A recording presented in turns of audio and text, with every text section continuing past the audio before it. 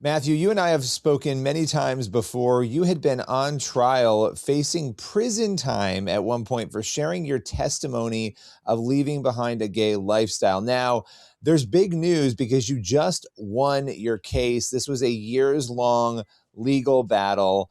Let's first start there. What does it feel like after all of this fighting and obviously facing very serious consequences to have actually been victorious in this?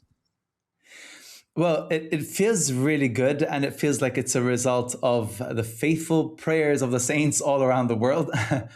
I have mixed feelings. I'm thankful. However, it felt like the process itself was the punishment.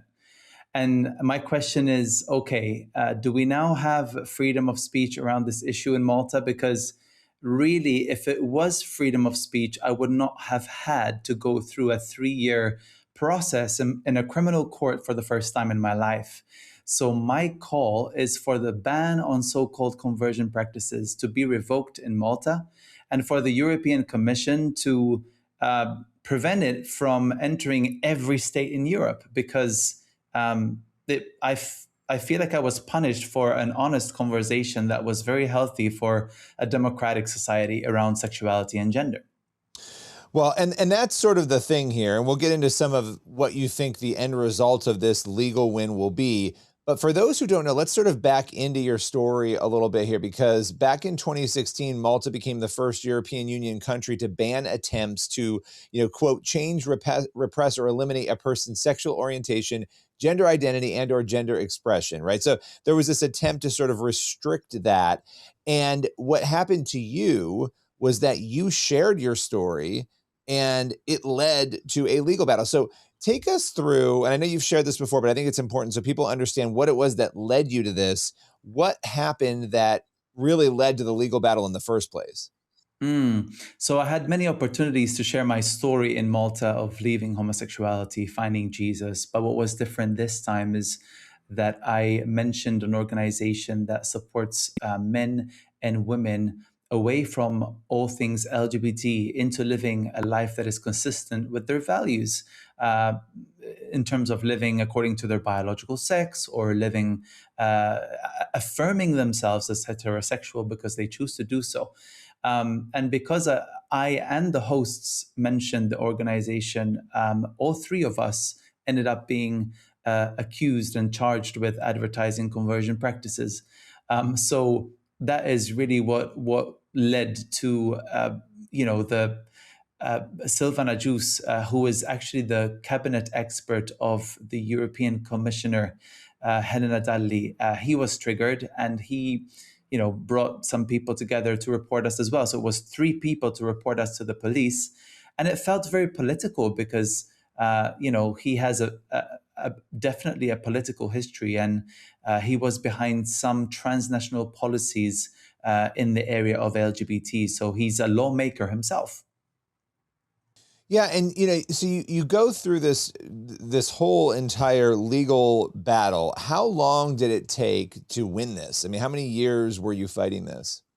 So, good question, Billy. I had 17 court appearances, faced several adjournments along the way.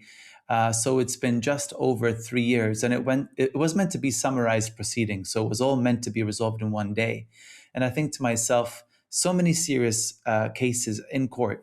People are fighting in things related to divorce and murder, and here we are, having 3 years in court about what? A simple conversation around sexuality and gender. And the hosts of the program didn't even agree with me on everything. So it was very balanced. It was representing different views. It was very healthy. And it's very sad to see the shutting down of alternative viewpoints. Even if you were all in agreement, you were simply sharing your story. And if there are people who Mhm. are looking for freedom or they're looking to leave a certain lifestyle, the idea that the government would restrict people from being able to talk about that in a private setting, or in a public venue is so bizarre and wild to me. So 17 court appearances. What was it that kept you going? Because a lot of other people would give up and sort of try to come up with some agreement just to get out of this because it costs time, money, resource, attention. It's stressful. you were facing, again, jail time, were you not? Yes, I was facing jail time with the potential of being in jail for 5 months or a €5,000 fine, and it's the same with the co-accused. So I think I had no option because I didn't pick this fight. It was the police, the Malta police, that acted on the report that they received, and frankly, they didn't know the law at all. Some of them, they heard about it for the first time. So there was definitely external pressure and political pressure there, and I don't think we can undermine the severity of that.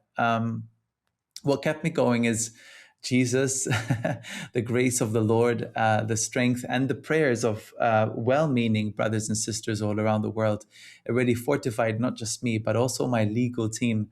We were getting advice as well from some of our friends in the UK at Christian Concern. So we did our best, and we believed in a victory all throughout the process. Why was winning this so important, not just for you, but for Malta and the entirety of Europe, and I would even say globally? Why was this an important case in your perspective? Yes, there is, as far as we know, there is no case like this. So this was the first one in the world. We were the first people in the world being charged of advertising so-called conversion practices. It was important because this law is attacking our our freedom uh, to even just not just proclaim our stories of transformation and celebrate the gospel and its impact on human sexuality, but I think it's also just recommending support and help. Like, why aren't we free to help other people achieve their life goals and dreams of building their own families and having their own children? This law really stands in the way. It's a very ideological law. It tells you what you're supposed to think about sexuality and what not to think.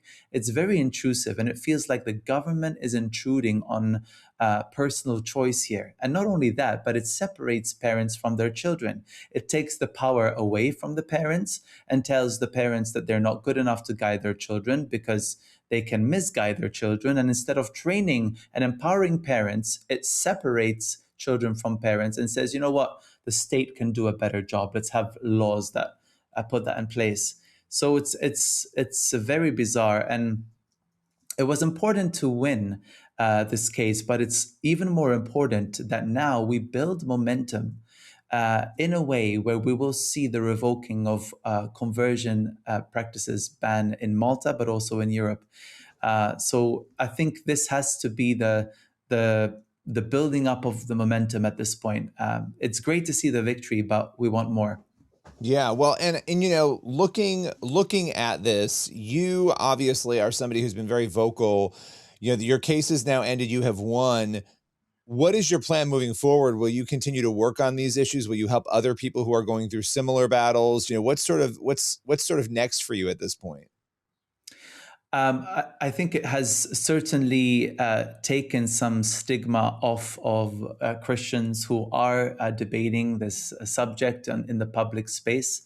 But yeah, I'm just really passionate about connecting with politicians and activists who have this issue at heart. I think it's really worth doing. So we have a project called Operation Gideon, where we are really doing our best at this point to see the revoking of conversion therapy bans. So yeah, it's really about connecting at this point. And I think there are men and women around the world who are constantly coming to Jesus, leaving LGBT. And I don't think we should be creating a culture of intimidation that stops them and it prevents them from sharing the joy of transformation and their decision for Jesus and leaving LGBT behind. So we have to fight for a free culture where we can have the joy of sharing. Absolutely. And just, I want to touch on this because you were once an LGBTQ activist, right? So this was very much your not just your lifestyle, but you were an activist. You were out there advocating on behalf of that movement. Then you found Jesus, and that's at the core of all of this, you sharing that story. I know you've shared this before with me, but I want to, just because there are people probably coming into this story who have not heard this, what was it that took you from an LGBTQ activist into becoming not just a believer, but somebody willing to stand up so boldly for your faith? Yeah, really, for me, it was the fact that um, I felt empty within myself. I mean, just living for clubs and discotheques and for the weekend felt very shallow. And I think I believed in a higher power, but I didn't really know how to connect with that higher power. So for a time, I was into Reiki, and I tried to become a Reiki master and practice Reiki on people, which is a kind of like a healing practice with the power of one's intention. But clearly, the focus was not Jesus; it was myself at the time. But yeah, so I thought I could find some value in that. However, somebody invited me to church when I was living in London, age 19. I'm now 36 years old, and I was hooked. I went to a prayer gathering for the first time, a non-Catholic prayer gathering, because I was raised as a Catholic. And it was so different because everybody was praying these spontaneous prayers, and there was so much unity in the room, and the presence of God was so tangible. I was in love. And they said, you can come to one of the main gatherings. And I joined one of the gatherings there, and I loved the full worship. And at one point, the pastor shocked me because I had a migraine, and he was describing a migraine. He had a word of knowledge about somebody who had a migraine. I raised my hand. He said, "I sense that God wants to tell you that He really loves you." When he said that, it was like a sword of God's love pierced my heart, and the love of God became real to me. And I began reading the Bible. I was convicted of sin. God began to expose darkness in my life, which I didn't know about. I wasn't convicted of. And yeah, and eventually I stumbled upon the Bible verses about homosexuality. And I was convicted again, and I repented from the relationship that I was in. And it was amazing because the Lord was with me. I felt joy, I felt comfort, I felt honored that I was paying a price to follow Jesus. It brought me so much joy. It brought me closer to the Lord, knowing that I was fellowshipping with His sufferings. And here I am. It's the best life to live with Jesus. It doesn't guarantee zero problems, but it does guarantee that the Lord will be with us through the fire. I love that. And you have faced a lot of fire the last 3 years, and you did it with boldness. And do you think that your case will change the way that people speak out? The law that has been on the books, will it be applied in a fairer way? Will people be able to speak out and not be afraid? What do you think the direct impact will be there in Malta? Yeah, the thing is, the case that I was involved in, it applies to the previous law. So, because the law was amended as my case was going on, I think they already felt defeated from the outset. So now, the new law hasn't even been tested now because you know I was the test case, and it was linked to the previous law. So it's very strange. It feels like we don't quite know what climate we're in. All I can say is that the new law appears to be stricter. But I think the court has decided that there has to be proper boundaries. Billy, there's a 39-page judgment. So the magistrate and the Maltese courts went into great detail to protect the freedom of public speech around this. So I was very happy that the magistrate took her time to write a decent verdict. And maybe on another occasion we can talk about what is the judgment, what did the magistrate say. But what is clear is that she's saying, yeah, okay, conversion practices, like, okay, yes, we're going to make sure that nobody's forced into changing or whatever. However, you do not shut down, a public debate around this. So I love that that has been made clear. And to be fair, there are 12 working days made available for the prosecution to appeal. So there, we could see an appeal, but we're going to wait for the 12 working days to be over. Okay, and when are those working days up? Another week or so? It should be around, I think, the 25th of March. Yeah. Okay. All right. So we'll have to be praying about that. So it is possible. It is possible that the legal battle is not over. It's Uh huh. possible. Uh But huh. hopefully you are done fighting this battle. If they appeal, you're prepared to keep fighting, I assume. Oh, I have to. I have no choice. For the sake of God's move on earth, not just in Malta but across the nations. I have some fighters around me that will fight this to the end, and I love it. I love it because we're not fighting flesh and blood here. We're fighting Satan himself, and so we have to be strong in the Lord. And as Paul says in Ephesians, we must wear the full armor of God, and that's what we'll do. Well, I so appreciate you, stopping today, taking the time, joining us once again to share this story. We'll continue to track with you as new details unfold, not only legally, but in your journey. And we appreciate your time. Thank you so much. Thank you, CBN, and thank you, Billy.